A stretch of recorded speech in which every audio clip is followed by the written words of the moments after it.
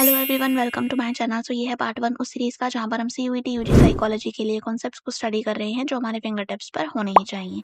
अगर आप चैनल पर नए हो तो चैनल को सब्सक्राइब करना मत भूलना, साथ ही लाइक, शेयर और कमेंट भी कर देना। यहाँ पर हम सारे चैप्टर्स को कवर करेंगे।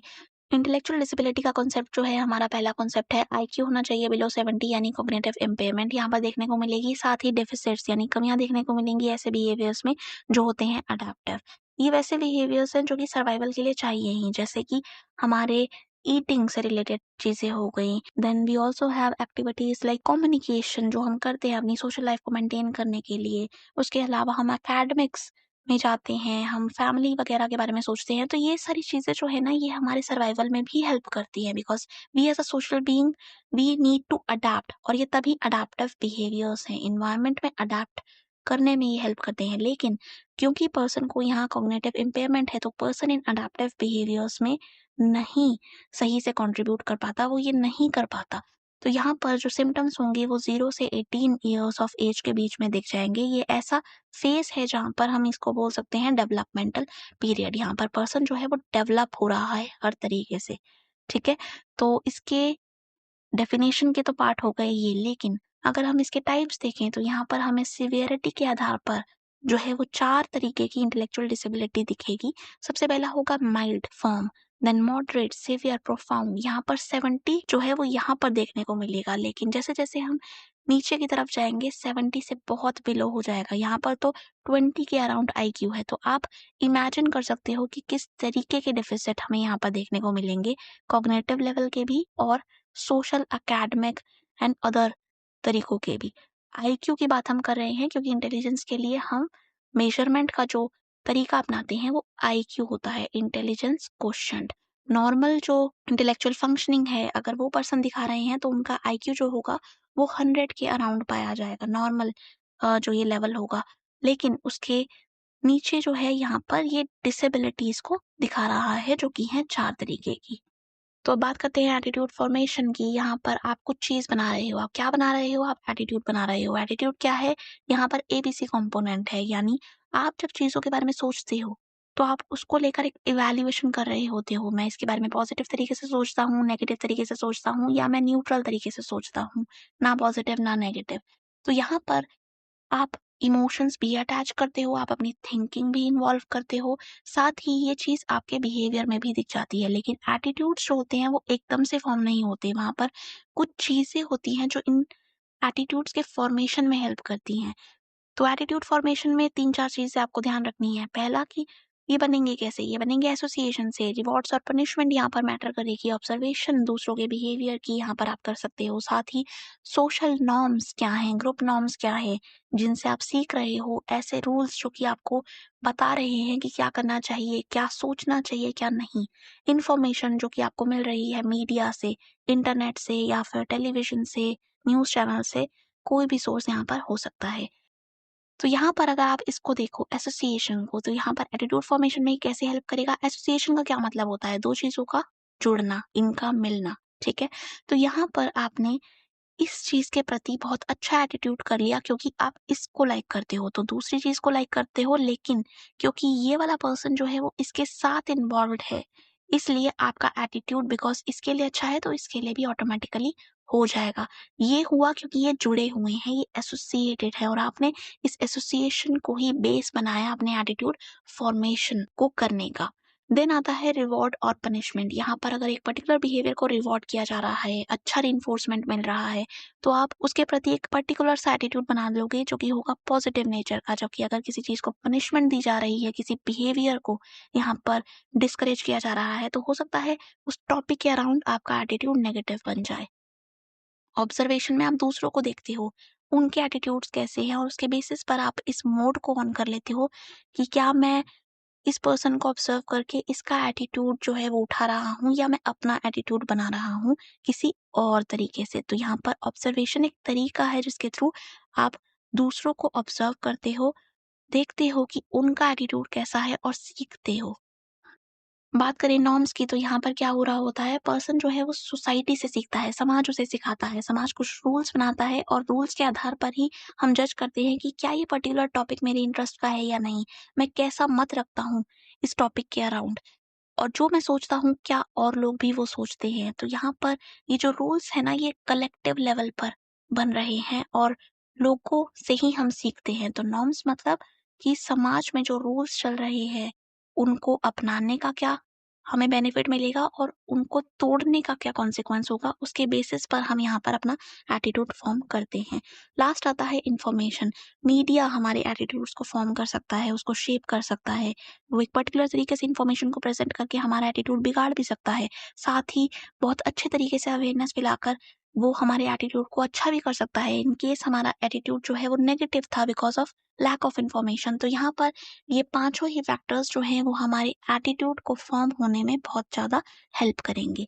अब बात करते हैं ब्रूस टकमैन के इस वाले कॉन्सेप्ट की जो कि है फॉर्मेशन ऑफ ग्रुप। तो यहाँ पर ग्रुप फॉर्म होगा लेकिन उसकी कुछ स्टेजेस होंगी। सबसे पहली स्टेज है फॉर्मिंग। तो यहाँ पर जो है अलग-अलग लोग, अब ये सारे ही लोग जो हैं ये अलग-अलग पर्सनैलिटी अपनी एक यूनिकनेस लेकर आ रहे हैं, मिल रहे हैं साथ में, ठीक है? तो ये फॉर्मेशन की स्टेज है जहाँ पर अलग-अलग लोग जो है वो जुड़ रहे हैं।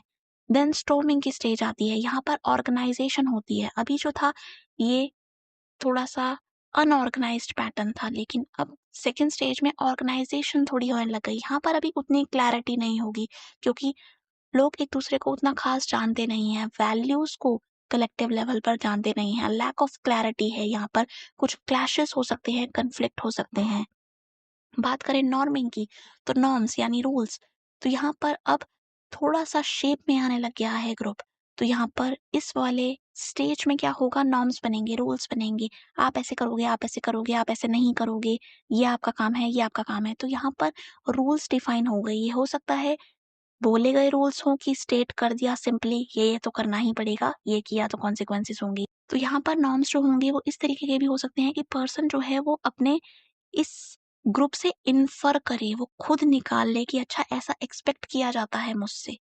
उससे किसी ने सीधा कहा नहीं है, तो ये इम्प्लिसिट काइंड ऑफ नॉर्म्स होंगे।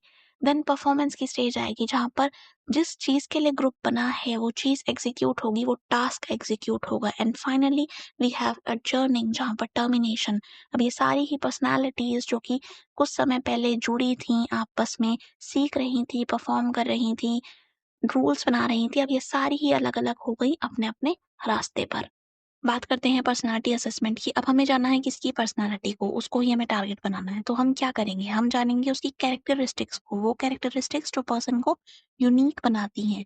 तो यहाँ पर ये ऐसी कैरेक्टरिस्टिक्स हैं जो कि स्टेबल हैं, यानी मल्टीपल सिचुएशंस में आपको ये देखने को मिल रही हैं, कंसिस्टेंसी इन कैरेक्टरिस्टिक्स में है और ये पर्सन को यूनिक भी बना रही हैं और दूसरों से भिन्न भी। तो इन कैरेक्टरिस्टिक्स को अगर हमें पर्सन में देखना है तो हम कई सारे टेक्निक्स या टूल्स लगा सकते हैं, टेस्ट लगा सकते हैं। सबसे पहला है एमएमपीआई, इसे हम कहते हैं मिनेसोटा मल्टीफेसिक पर्सनैलिटी इन्वेंटरी।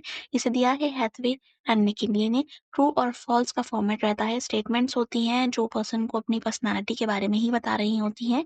यहाँ पर अगर वो एग्री करता है तो वो ट्रू करता है, अदरवाइज़ फॉल्स। यहाँ पर इस टेस्ट का यूज़ साइकियाट्रिक डायग्नोसिस को देने में भी किया जाता था, साइकोपैथोलॉजी के आइडेंटिफिकेशन में भी इसका काम आता है। साथ ही ये जो है बहुत लेंथी टेस्ट है, तो यहाँ पर 567 स्टेटमेंट्स हमें देखने को मिलती हैं, जो कि इस टेस्ट को बहुत बड़ा बना देती हैं। लेकिन बहुत ही इफ़ेक्टिव ये है अगर हम बात करें साइकोपैथोलॉजी के आइडेंटिफिकेशन की तो। ईपीक्यू क्या है? ये है आइज़ेंक पर्सनैलिटी क्वेश्चनेयर, यहाँ पर इसे दिया है आइज़ेंक ने और ये जो है काफ़ी सारे डायमेंशंस की बात करता है। सबसे पहला है इंट्रोवर्जन वर्सेस एक्सट्रोवर्जन। क्या पर्सन बाहर जाना, लोगों से घुलना-मिलना पसंद करता है या नहीं? वो आ गया एक्सट्रोवर्जन के अंदर। अगर वो करता है तो वो सोशली आउटगोइंग है, वो बहुत ज़्यादा लाइक करता है दूसरों की प्रेज़ेंस को, उसकी बैटरी चार्ज हो जाती है जब वो दूसरों के साथ होता है तो। लेकिन एक अगला एक्सट्रीम है जिसे हम कहते हैं इंट्रोवर्जन, यहाँ पर पर्सन अलोन रहना पसंद करता है। तो यहाँ पर जब वो लोगों के साथ है तो उसकी बैटरी डाउन हो रही है, तो ये जो पर्सन है ये अकेलापन जो है वो ज़्यादा प्रेफ़र करेगा as compare to extrovert person, ठीक है? तो यहाँ पर ये डायमेंशन मेज़र किया जाता है, साथ ही इमोशंस को देखा जाता है कि क्या पर्सन अपने इमोशंस को सँभाल पा रहा है, किस तरीके से वो एक्सपीरियंस कर रहा है, क्या स्टेबिलिटी है या फिर इंस्टेबिलिटी है, कुछ ना कुछ फ्लक्चुएशन ज़्यादा है या किस तरीके का उसका ये मैकेनिज़्म है। इसके अलावा साइकोटिसिज़्म भी आता है जहाँ पर हम देखते हैं कि पर्सन जो है वो एंटी सोशल हॉस्टिलिटी लिए हुए होता है, अपने बारे में सोचता है, अपने आप को पहले रखता है, तो इगोसेंट्रिज़्म हमें वहाँ देखने को मिलता है। उसके अलावा दूसरों के लिए इतना ज़्यादा रिगार्ड नहीं होता, यहाँ पर हॉस्टिलिटी काफ़ी ज़्यादा होती है, जिसकी वजह से पर्सन जो है वो ऐसी चीज़ों में लग सकता है जो कि समाज के लिए शायद अच्छी ना हो। तो यहाँ पर इस तरीके की इम्पल्स हमें देखने को मिलती है जो कि मेज़र की जाती है। वहीं बात करें 16 पीएफ की, तो इसका पूरा नाम है 16 पर्सनैलिटी फैक्टर। दिया है इसे कटेल ने, जिसमें इन्होंने स्टैटिस्टिकल टेक्नीक का यूज़ करके 16 पर्सनैलिटी के फैक्टर्स निकाले थे, जिसको हम यूज़ कर सकते हैं अगर हम चाहते हैं पर्सन की पर्सनैलिटी के बारे में जानना। और यहाँ पर इसका जो यूज़ होता है वो यहीं तक नहीं होता कि ये बस पर्सनैलिटी असेसमेंट करता है, ये हेल्प करता है पर्सन की करियर गाइडेंस में, ऑक्यूपेशनल टेस्टिंग में इसका यूज़ होता है, वोकेशनल एक्सप्लोरेशन में भी ये काम आता है। तो काफ़ी ज़्यादा ब्रॉड इसके यूज़ेस हो सकते हैं। लेकिन अब ये तीनों ही क्योंकि सेल्फ रिपोर्ट मेजर हैं, यानी पर्सन अपने बारे में यहाँ पर इन्फॉर्मेशन दे रहा है, तो क्या वो इन्फॉर्मेशन हमेशा रिलायबल होगी या फिर यूज़ करने वाली होगी जब हम एनालिसिस करने बैठेंगे उस डेटा का? शायद नहीं। क्यों? क्योंकि ऑथेंटिसिटी कॉम्प्रोमाइज़ भी हो सकती है। वो होगी जब बायसेस की प्रेज़ेंस होगी। बायसेस किस तरीके के? सबसे पहला बायस है सोशल डिज़ायरेबिलिटी। यहाँ पर पर्सन सोशली डिज़ायरेबल मैनर में रिस्पॉन्ड करता है। एक्चुअल रिस्पॉन्स होना चाहिए था येस, लेकिन उसने क्या करा, सोशली एक्सेप्टेबल वे में रिस्पॉन्ड करना चाहा, जिसकी वजह से उसने नो बोल दिया उस स्टेटमेंट पे जिस पे आंसर रियल होना था येस। तो यहाँ पर ऑथेंटिसिटी जो है वो टेस्ट की कॉम्प्रोमाइज़ हो गई। साथ ही डेटा जो आएगा वो रियल नहीं होगा, वो फैब्रिकेटेड सा होगा, क्योंकि पर्सन ना तो अपने आप से सच बोल पा रहा है इस सिचुएशन में, ना ही उस टेस्ट के थ्रू उस सच को कम्युनिकेट कर पा रहा है जो कि रियल में है। दूसरा जो बायस है जो कंटामिनेट कर सकता है डेटा को, वो है एक्विसेंस। यहाँ पर पर्सन की जो कि टेस्ट दे रहा है टेंडेंसी होती है कि वो एग्री करता है स्टेटमेंट से, और ये जो है ये रिपीटेड हमें पैटर्न देखने को मिलता है, और ये भी ऑथेंटिक डाटा नहीं जनरेट करता। प्रोजेक्टिव टेक्नीक में जो मेन मैकेनिज्म हमें देखने को मिलता है वो है प्रोजेक्शन। प्रोजेक्शन क्या है? अब ये है एक डिफेंस मैकेनिज्म, इसे दिया है सिगमंड फ्रॉइड ने। फ्रॉइड ने क्या बोला, प्रोजेक्शन क्या है? यहाँ पर हम अपने एट्रिब्यूट्स, अपने ट्रेट्स दूसरों में देख रहे होते हैं, तो हम ब्लेम या फिर कोई भी चीज़ जो हम खुद फ़ील कर रहे हैं उसको बाहर प्रोजेक्ट कर देते हैं, ठीक है? तो यहाँ पर पर्सन का अपना कंटेंट है, लेकिन वो बाहर वाले में वो चीज़ देख रहा है, अपने में एक्नॉलेज नहीं कर पा रहा। तो इसी चीज़ को जानने के लिए प्रोजेक्टिव टेक्नीक लगाई जाती हैं, ताकि पर्सन का जो अनकॉन्शियस मटेरियल है, जो कि अलग तरीके से बाहर निकल रहा है, दूसरे लोगों पर दिख रहा है, वो निकल सके, कॉन्शियस हो सके, क्योंकि अल्टीमेटली अनकॉन्शियस को कॉन्शियस करना ही हमारा मेन एम होता है। प्रोजेक्टिव टेस्ट में सबसे पहला टेस्ट है रॉशा इंक ब्लॉट टेस्ट। इसको बनाया है हर्मन रॉशा ने, और यहाँ पर 10 इंक ब्लॉट्स हमें मिलते हैं। इंक ब्लॉट्स को बनाया कैसे गया है? यहाँ पर पेपर के ऊपर इंक को डाला गया है और पेपर को मोड़ा जब गया है तो उसने ऐसी आकृति ले ली है जिसका अपने आप में कोई स्पेसिफिक एक एग्जैक्ट मीनिंग नहीं है। हालाँकि मैनुअल्स वगैरह हैं जिसके थ्रू इंटरप्रिटेशन प्रोवाइड की गई है, लेकिन उस पर्सन को वो इंटरप्रिटेशन नहीं पता जो कि इसको देख रहा है, ठीक है? तो वो जो भी बताएगा वो उसका अपना कंटेंट होगा, अपना सब्जेक्टिव कंटेंट और अपना स्पेसिफिक एक मीनिंग जो वो यहाँ से परसीव कर रहा होगा। इससे क्या होगा? इससे उसका जो अनकॉन्शियस मटेरियल है वो यहाँ पर प्रोजेक्ट हो जाएगा और हमें पता लगेगा उसकी पर्सनैलिटी के वो फैक्टर्स के बारे में जो कि उसको इन्फ्लुएंस कर रहे हैं। यहाँ पर ये जो ब्लॉट्स हैं ये सिमेट्रिकल होते हैं क्योंकि कार्ड को फोल्ड करके बनाए गए हैं। कार्ड जो है वो व्हाइट कार्डबोर्ड हो सकता है। यहाँ पर कई तरीके की इंक का यूज़ होता है। 5 जो कार्ड्स हैं वो ब्लैक एंड व्हाइट हैं। 2 जो हैं वो रेड इंक के भी हैं और बाकी जो 3 कार्ड हमारे पास रह जाते हैं वो पेस्टल कलर्स के होते हैं। तो टोटल हमारे पास 10 कार्ड्स होते हैं। टेस्ट को जब आप एडमिनिस्टर करोगे तो वो होगा इंडिविजुअली, यानी आप पर्सन को ये टेस्ट दोगे, यानी वो 10 कार्ड्स एक-एक करके दिखाओगे। 2 फेजेस होंगे। सबसे पहला कहलाएगा परफॉर्मेंस प्रॉपर। यहाँ पर पर्सन जो है कार्ड देखेगा और उसके बाद वो बताएगा उसको क्या लग रहा है ये। बहुत ब्रीफली यहाँ पर वो बता सकता है। सेकंड फेज आएगा इंक्वायरी का। यहाँ पर पर्सन जो है, जो टेस्ट ले रहा है, वो जानना चाहेगा कि उस पार्टिसिपेंट ने ऐसा क्यों बोला? उसे क्यों लगा कि ये एक डक है? उसे क्यों लगा ये कि ये एक स्पेसिफिक तरीके की एक मछली सी है या ऑक्टोपस है? तो यहाँ पर वो जो है वो डिटेल में जा रहा है, यानी इंक्वायरी का ये फेज़ है जहाँ पर पर्सन के इस रिस्पॉन्स का आधार क्या है ये जाना जा रहा है। ये वाली चीज़ आपको यहाँ जानना बहुत ज़रूरी है, तभी आप पर्सन के इन वाले रिस्पॉन्सेज़ को समझ पाओगे। मीनिंगफुल कॉन्टेक्स्ट नहीं होगा तो इंक ब्लॉट टेस्ट की आप इंटरप्रिटेशन नहीं निकाल पाओगे। दूसरा है थीमेटिक परसेप्शन टेस्ट। अब ये भी एक प्रोजेक्टिव टेस्ट है, तो यहाँ पर भी प्रोजेक्शन ही दिख रहा होगा। कैसे दिखेगा? पर्सन को दिखाओगे कार्ड। अब ये कार्ड किसने बनाए हैं? ये टेस्ट बनाया है मॉर्गन और मरे ने। यहाँ पर 30 कार्ड्स पर्सन को दिखाए जाते हैं। यहाँ पर ये जो कार्ड्स हैं इसमें ब्लैक एंड व्हाइट कार्ड्स हैं और एक ब्लैंक कार्ड भी है। तो एक ब्लैंक कार्ड में कोई भी पिक्चर नहीं होगी, रिमेनिंग में पिक्चर्स होंगी। 30 कार्ड्स होंगे टोटल, ठीक है। सारी पिक्चर्स जो हैं वो प्रिंटेड होंगी। टीएटी को एडमिनिस्टर हम करेंगे कैसे? बहुत सिंपल है। पर्सन को कार्ड दिखाओ वन एट अ टाइम, ठीक है। पर्सन से पूछो कि ये जो सिचुएशन चल रही है ये क्या है? तो व्हाट इज हैपनिंग प्रेजेंट में? कैसे आई वो सिचुएशन पास्ट? तो यहाँ पर पास्ट भी कंसीडर किया जा रहा है, प्रेजेंट भी और फ्यूचर भी, कि क्या होगा इस सिचुएशन में, ये क्या सोच रहे हैं, ये क्या फील कर रहे हैं। पर्सन जो भी बातें बताएगा यहाँ पर वो प्रोजेक्शन को दिखा रही होंगी कि कैसे वो अपना कंटेंट निकाल रहा है। मान लो उसने कहा ये रो रहा है, तो अब ये असली में नहीं रो रहा, उसे लग रहा है ये रो रहा है। तो ये परसेप्शन है जो कि उस पर्सन का यूनिक है, ठीक है। तो ये कुछ इंस्ट्रक्शंस है जो हमें फॉलो करनी होती हैं। साथ ही हमारे पास जब स्कोरिंग की बात आती है तो स्टैंडर्ड प्रोसीजर्स हैं, कुछ मैनुअल्स हैं जो कि हम यूज़ करते हैं जब हम इन टीएटी रिस्पॉन्सेज को इंटरप्रेट करते हैं। टेस्ट को मॉडिफाई भी किया गया है चिल्ड्रन के लिए और ओल्ड एज वाले लोगों के लिए। उमा चौधरी ने इंडियन अडेप्टेशन ऑफ टीएटी बनाया है, तो ये आपको याद रखना है। ओरिजिनल जो था ये मॉर्गन और मरे का है, लेकिन इंडियन अडेप्टेशन जो है वो उमा चौधरी ने बनाई है। पिक्चर फ्रस्ट्रेशन स्टडी की बात करें तो ये दिया है रोजनवेग ने, और यहाँ पर हमें फ्रस्ट्रेटिंग सिचुएशन में लोग कैसे एक्सप्रेस करते हैं अपने आप को, अपने एंगर को, वो देखने को मिलता है। यहाँ पर पर्सन को पिक्चर दिखाई जाती है जहाँ पर एक पर्सन जो है वो दूसरे को फ्रस्ट्रेट कर रहा है और पार्टिसिपेंट से पूछा जाता है कि ये जो फ्रस्ट्रेटेड पर्सन है ये कैसे रिस्पॉन्ड करेगा, क्या इसका रिस्पॉन्स होगा, क्या ये बोलेगा, क्या ये करेगा, और उसके बेसिस पर उसके रिस्पॉन्सेस लिए जाते हैं, उसको एनालाइज किया जाता है, उसकी डायरेक्शन देखी जाती है एंगर की, और ये देखा जाता है कि क्या पर्सन इसको जो है वो टारगेट बना रहा है जो उसको फ्रस्ट्रेट कर रहा है, या वो प्रोटेक्शन की तरफ जा रहा है, या वो एक ऐसे सॉल्यूशन की तरफ जा रहा है जो कि बहुत अच्छा है, कंस्ट्रक्टिव है। तो किस तरीके से वो अपनी फ्रस्ट्रेशन को निकाल रहा है, वो चीज़ आपको यहाँ देखने को मिलेगी।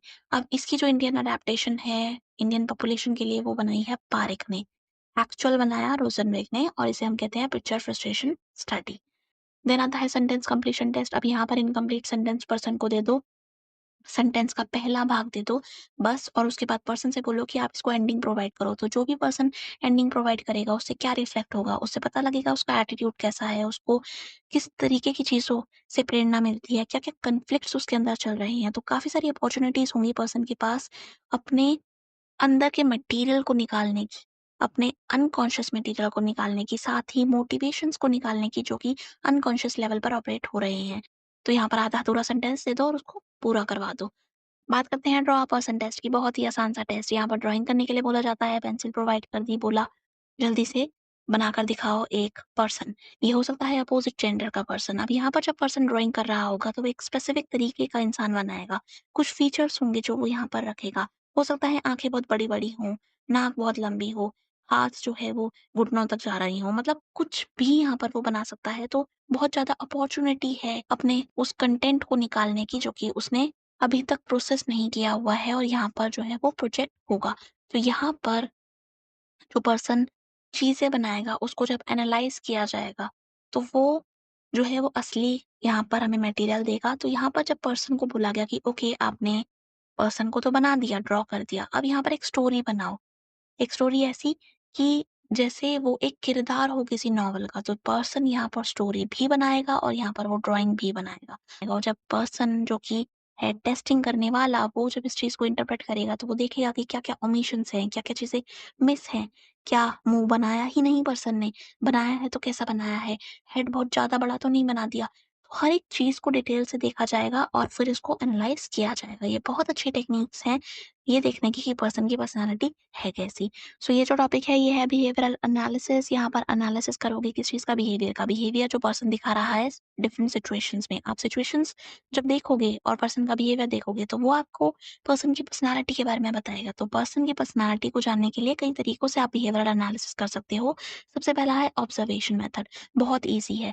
आपको पर्सन के बिहेवियर को ऑब्जर्व करना है एक पर्पस के साथ, और यहाँ पर ये जो ऑब्जर्वेशन होगी, ये जो नोटिस करने का तरीका होगा, ये एक सिस्टमैटिक तरीका होगा। ये ऐसा नहीं है कि कैजुअल ऑब्जर्वेशन है कि बस देख रहे हैं दूर से। नहीं, यहाँ पर आप नोट्स भी लोगे, यहाँ पर आप ये भी देखोगे कि पर्सन अपने फैमिली मेंबर्स से कैसे इंटरैक्ट कर रहा है या किस सिचुएशन में वो कैसे जो है वो बिहेव कर रहा है। और यहाँ पर आप इंटरफेयर नहीं करोगे, आप जाकर बात नहीं करोगे, आप उस सिचुएशन से दूर रहोगे और दूर से ही इस पर्सन को देखोगे और इसके बारे में जानकारी जो है वो अटेन करोगे। देन आता है इंटरव्यू। इंटरव्यू में आप पर्सन से जाकर इन्फॉर्मेशन सीख करोगे। ये हो सकते हैं अनस्ट्रक्चर्ड इंटरव्यू। आपने जो है वो इंटरव्यू को थोड़ा फ्लेक्सिबल रखा है, यानी क्वेश्चंस जो थे वो पूरी तरीके से यहाँ सेट नहीं होंगे। आप सिचुएशन पर छोड़ दोगे कि ओके, जैसे पर्सन बात करेगा, पार्टिसिपेंट बात करेगा, मैं उसके बेसिस पर क्वेश्चन बना लूँगा और वही मैं पूछ लूँगा। जबकि स्ट्रक्चर्ड में आपके पास क्या होता है, स्ट्रक्चर्ड इंटरव्यू में एक स्पेसिफिक नंबर ऑफ क्वेश्चंस, एक स्पेसिफिक तरीका क्वेश्चन पूछने का वो देखा जाता है और एक लिस्ट क्वेश्चंस की यूज़ की जाती है जो इन्फॉर्मेशन निकाल रही होती है पर्सन से अपने बारे में। तो यहाँ पर भी बिहेवियर के बारे में पर्सन के हमें पता लगता है और उसकी पर्सनैलिटी कैरेक्टरिस्टिक्स के बारे में भी, ठीक है? बिहेवियरल रेटिंग अगला मेथड है। बिहेवियरल रेटिंग में हम क्या करते हैं, हम किनको टारगेट करेंगे, हम उन लोगों को टारगेट करेंगे जो कि इस पर्सन को जानते हैं और उनसे रेटिंग लेंगे कि ये पर्सन आखिर है कैसा? क्या ये एक पर्टिकुलर कैटेगरी में बिलॉन्ग करता है या ये दूसरी कैटेगरी का है? तो यहाँ पर ये जो कैटेगरीज़ है ना, ये बिहेवियरल क्वालिटीज़ को लिए हुए हैं। हो सकता है कोई बोल दे ये ऑनेस्ट है, ये बहुत ही ज़्यादा टॉकेटिव है, दूसरा पर्सन इस चीज़ को हाँ बोले कि हाँ, ये तो ऐसा ही है, तो मिल गया ना हमें 2 सिचुएशन में 2 लोगों से एक ही तरीके की रेटिंग का कंटेंट, ठीक है? तो यहाँ पर हमें पता लगता है कि पर्सन किस पर्सनैलिटी का है और ये वाली रेटिंग्स जो हैं इसका यूज़ होता है एजुकेशनल और इंडस्ट्रियल सेटिंग में काफ़ी ज़्यादा। लेकिन जब हम रेट कर रहे होते हैं तो हम काफ़ी सारे लिमिटेशंस को होता हुआ देखते हैं, इसलिए केयरफुली हमें रेटिंग्स को करना चाहिए। तो बिहेवियरल रेटिंग हो सकती है ऐसी भी जहाँ पर वो कंटामिनेट हो, यानी कुछ ना कुछ बायसेस वहाँ पर इन्वॉल्व हो। सबसे पहला बायस है हेलो इफेक्ट। बहुत ईज़ी है, आप क्या करते हो, एक पर्टिकुलर क्वालिटी या कैरेक्टरिस्टिक पर फोकस करते हो और उसी के बेसिस पर आप पूरा इंप्रेशन, ओवरऑल इंप्रेशन पर्सन का बना देते हो। फॉर एग्जांपल, आपने देख लिया कि पर्सन जो है ना वो ब्यूटीफुल है। आप सोचोगे अच्छा ये तो इंटेलिजेंट भी है, तो ये ट्रस्टवर्थी भी है, ये भी है, ये वो भी है। आपने इतनी सारी क्वालिटीज़ उसके साथ अटैच कर ली, क्यों? क्योंकि आप एक पर्टिकुलर क्वालिटी से इन्फ्लुएंस थे। तो यहाँ पर ना जनरलाइज़ेशन हुआ है एक क्वालिटी होने की वजह से। तो ये जो ओवरऑल इंप्रेशन आएगा वो ऑथेंटिक नहीं हो पाएगा। हेलो इफेक्ट के अलावा एक और बायस है जिसे हम कहते हैं मिडल कैटेगरी बायस। यहाँ पर क्या देखने को मिलेगा कि रेटर से जब कहा गया कि इस पर्सन को रेट करो, तो वो क्या करेगा, इसको ना स्केल के मिडल में रख देगा कि ये तो यहाँ पर लाई करता है, ना एक्सट्रीम ना ऑथेंटिक, कुछ डाटा ये मिडल में है। तो एक टेंडेंसी बन जाती है कि न्यूट्रल तरीके से आप इस पर्सन को दिखाओ, ना अच्छा ना बुरा, ठीक है? ये एक टेंडेंसी हो सकती है जिसे हम कहते हैं मिडल कैटेगरी बायस। तीसरा जो बायस है वो है एक्सट्रीम रिस्पॉन्स बायस। यहाँ पर जो रेटर है वो इस पर्सन को जज करते टाइम, इसके लिए रेटिंग देते टाइम इसको स्केल पर एक्सट्रीम में रख देगा। यहाँ पर वो इसको मिडल में नहीं रखेगा फॉर्मर की तरह, ये उसको एक्सट्रीम में रख देगा और यहाँ पर भी ऑथेंटिसिटी जो है वो थोड़ी-सी ब्रेक हो जाएगी। बात करते हैं नॉमिनेशन मेथड की। नॉमिनेशन मेथड का यूज़ जो होता है वो पीयर असेसमेंट में होता है। यहाँ पर हम ऐसे इंडिविजुअल्स को ढूँढ कर लाते हैं जो कि इस पर्सन को अच्छे से शायद जानते हों, ठीक है? तो उन लोगों से इसके बारे में जाना जाता है। लेकिन डिफरेंस क्या है बिहेवियरल रेटिंग से इस मेथड में? नॉमिनेशन में हम एक ग्रुप लेंगे और हर एक ग्रुप मेंबर से बोलेंगे कि आप ना एक पर्सन का चुनाव करो, जिसके साथ आप काम करना चाहते हो, जिसके साथ आप स्टडी करना चाहते हो और बहुत सारी अलग एक्टिविटीज़ करना चाहते हो, जो कि टास्क से रिलेटेड ही हैं। तो यहाँ पर जब वो चूज़ कर लेगा, मान लो किसी दूसरे पर्सन ने इस पर्सन को चूज़ कर लिया, तो अब उस पर्सन से इस पर्सन को चुनने का रीज़न पूछा जाएगा कि इसे ही क्यों चुना? तो यहाँ पर वो इसके क्वालिटीज़ के बारे में बताएगा। अच्छा, मैंने इसलिए चुना क्योंकि ये तो ना रिलायबल सा पर्सन है, ये अच्छा बोलता है, ये स्ट्रेट फॉरवर्ड है, इसमें लीडरशिप वाली क्वालिटीज़ हैं। तो यहाँ पर वो चीज़ें बता रहा है जो कि क्वालिटीज़ हैं इस पर्सन की, लेकिन इनडायरेक्ट वे में, ठीक है? तो नॉमिनेशन के बाद जो अगली कैटेगरी है वो है सिचुएशनल टेस्ट की। यहाँ पर जो कॉमनली यूज्ड टेस्ट है सिचुएशनल टेस्ट, वो कहलाता है सिचुएशनल स्ट्रेस टेस्ट। यहाँ पर स्ट्रेस की सिचुएशन क्रिएट की जाएगी, तनावपूर्ण सिचुएशन और इस पर्सन का बिहेवियर देखा जाएगा। तो अगर हमें सिचुएशन बनानी है तो हम क्या करेंगे, इसको एज़ अ रियल पार्टिसिपेंट तो हम ले रहे हैं। हम एक बंदा और लेकर आएँगे जो कि इसको इरिटेट करेगा। अब जब ये इरिटेट होगा तो ये कुछ बोलेगा, ये कुछ करेगा और इसके एक्शंस को जो है वो दूसरा जो एक्चुअल रिसर्चर है वो देख रहा है। तो ऑब्जर्वेशन हो रही है, साथ ही फ्रस्ट्रेटिंग सिचुएशन इसके लिए बनाई जा रही है। ऐसी सिचुएशन जो कि स्ट्रेसफुल है, जो कि गोल की तरफ नहीं जाने दे रही। तो टास्क क्योंकि मिला हुआ है लेकिन टास्क पर्सन कर नहीं पा रहा क्योंकि दूसरे पर्सन को इंस्ट्रक्शन दी गई हैं कि इसके साथ कोऑपरेट नहीं करना या फिर इसके कामों में दखल देना है। तो स्ट्रेस होगा तो ये करेगा एक्ट और उसी एक्शन को जो है वो रिसर्चर ऑब्जर्व कर रहा है। बात करें सोशल लोफिंग की तो यहाँ पर हमें ये देखने को मिलता है कि जब हम सोशल टास्क कर रहे होते हैं, कैसा टास्क जहाँ पर लोग इन्वॉल्व्ड हैं, जहाँ पर ग्रुप इन्वॉल्व्ड है, तो हम क्या करते हैं, हम अपना कंट्रीब्यूशन बहुत कम देते हैं। हम सोचते हैं ये कर लेंगे। तो यहाँ पर एक पेंटिंग अगर ये है और लोगों ने इतना-इतना कंट्रीब्यूट किया है, तो एक पर्सन होगा जो इतना रिड्यूस्ड एफर्ट दे रहा है। ये ऐसा क्यों कर रहा है, वो जान लेते हैं। सोशल लोफिंग के पीछे का कारण क्या है? ये है कि पर्सन जो है ना, वो अपने आप को इस ग्रुप का पार्ट नहीं मानता। तो वी जो एक फीलिंग है ना, एक सेंस ऑफ कोहेसिवनेस वो पर्सन को एक्सपीरियंस नहीं हो रही, वो बिलॉन्गिंगनेस नहीं फील कर रहा कि मैं क्यों ही करूँ काम, ये कर लेंगे ना, ये वाली फीलिंग है।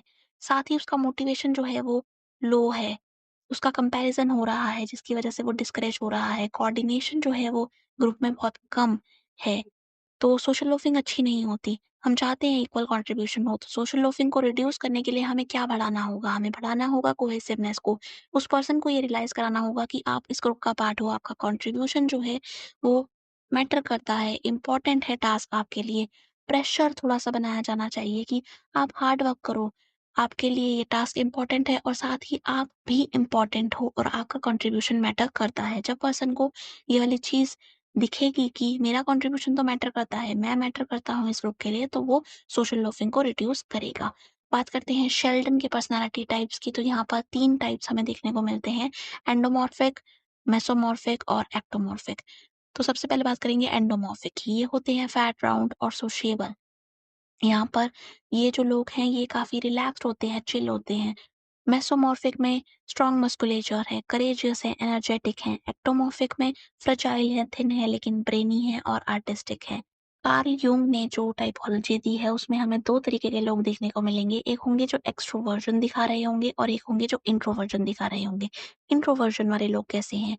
ये हैं जो कि अलोन रहना पसंद कर रहे हैं, ऐसी एक्टिविटीज़ को पसंद कर रहे हैं जिसमें और लोगों का इन्वॉल्वमेंट नहीं है। क्यों? क्योंकि और लोगों का होना उनकी बैटरी को रिड्यूस कर देता है, डाउन कर देता है। जबकि एक्सट्रोवर्ट अपोज़िट हैं, वो क्या करेंगे?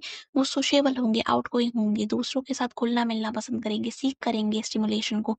यहाँ पर लोगों का होना उनकी बैटरी को रिचार्ज करेगा। Mental age divided by chronological age in 200, ये जो फॉर्मूला है ये दिया है विलियम स्टर्न ने और ये किस चीज़ का फॉर्मूला है? ये है आईक्यू, इंटेलिजेंस क्वोटिएंट को निकालने का फॉर्मूला, जिससे हमें पता लगता है कि पर्सन अपने एज के लोगों के अकॉर्डिंग कैसा है, उसकी इंटेलिजेंस का लेवल किस तरीके का है। और यहाँ पर हमारे पास एवरेज जो इंटेलिजेंस आती है वो 100 के अराउंड होती है, इससे कम भी हो सकती है। 70 से बिलो में हम देखते हैं इंटेलेक्चुअल डिसेबिलिटी हमें देखने को मिलती है। 130 के आसपास है तो वो दिखाता है गिफ्टेडनेस को। पर्सनैलिटी की थ्योरीज़ में एक थ्योरी ऐसी आती है जिसमें type A, type B, type C, type D personalities की बात होती है। ये कॉन्सेप्ट जो है ये दिया है फ्रेडमैन और रोज़नमैन ने। हर पर्सनैलिटी के अपने कुछ फीचर्स होते हैं। सबसे पहले देखते हैं पर्सनैलिटी जो कि है ए। टाइप ए पर्सनैलिटी मोटिवेटेड होते हैं, इम्पेशेंस, पेशेंस नहीं है, एम्बिशियस हाई लेवल के होंगे, एनर्जेटिक होंगे, एग्रेसिव हो सकते हैं, अर्जेंसी बहुत ज़्यादा होती है, हरी में रहते हैं, हर काम को जल्दी-जल्दी निपटाना चाहते हैं, रिलैक्स्ड नहीं हो पाते। यहाँ पर इनको हाइपरटेंशन या बीपी की प्रॉब्लम या हार्ट डिसीज़ होने के चांसेस बहुत ज़्यादा होते हैं। टाइप बी पर्सनैलिटी कैसी होती है? ये होते हैं रिलैक्स्ड, केयर फ्री। यहाँ पर ये ईज़ी गोइंग है, पेशेंट है, अडैप्टेबिलिटी है, क्रिएटिव भी हैं, अर्जेंसी जो है वो आप देखोगे कि लो है। तो एकदम से हरी नहीं करेंगे, इम्पेशेंस यहाँ पर ये नहीं दिखाएँगे बल्कि पेशेंट ये होंगे। टाइप सी पर्सनैलिटी कैसी है? ये इंटरनलाइज़ कर लेते हैं स्ट्रेस को, अंदर ले लेते हैं अपने स्ट्रेस को ना और ये बाहर नहीं निकाल पाते, पैसिव होते हैं, रिज़र्व्ड हो सकते हैं, पेशेंट हो सकते हैं, अपने इमोशंस को दबाते हैं, तो यहाँ पर ये भी प्रोन होते हैं, इन्हें कैंसर जैसी बीमारियाँ हो सकती हैं। जबकि टाइप डी पर्सनैलिटी जो है ये बहुत ज़्यादा डिस्ट्रेस्ड रह सकती है। नेगेटिव तरीके का स्ट्रेस ये एक्सपीरियंस करते हैं। पेसिमिज़्म यानी नेगेटिविटी वाली बातें कर सकते हैं, नेगेटिव लोगों के अराउंड रह सकते हैं, इनसिक्योरिटी ये दिखा सकते हैं और नर्वस भी ये हो सकते हैं। इन्हें डिप्रेशन होने के चांसेस बहुत हाई होते हैं। जब हम बात करते हैं सेल्फ केयर कल्चर की तो हमें देखने को मिलते हैं कई तरीके के कल्चर और कल्चर के हिसाब से पर्सन का बिहेवियर तो अगर ये पर्सन जो है वो वेस्टर्न कल्चर की है तो ये कैसी होगी? ये हो सकता है एक पर्टिकुलर तरीके की अप्रोच रखने वाली जहाँ पर ये बाउंड्रीज़ रख ले अपने और दूसरों के बीच में, ठीक है? ये बाउंड्रीज़ बना लेगी, ऐसी बाउंड्रीज़ जो कि बहुत स्ट्रिक्ट हैं। यहाँ पर फ्लेक्सिबिलिटी नहीं है।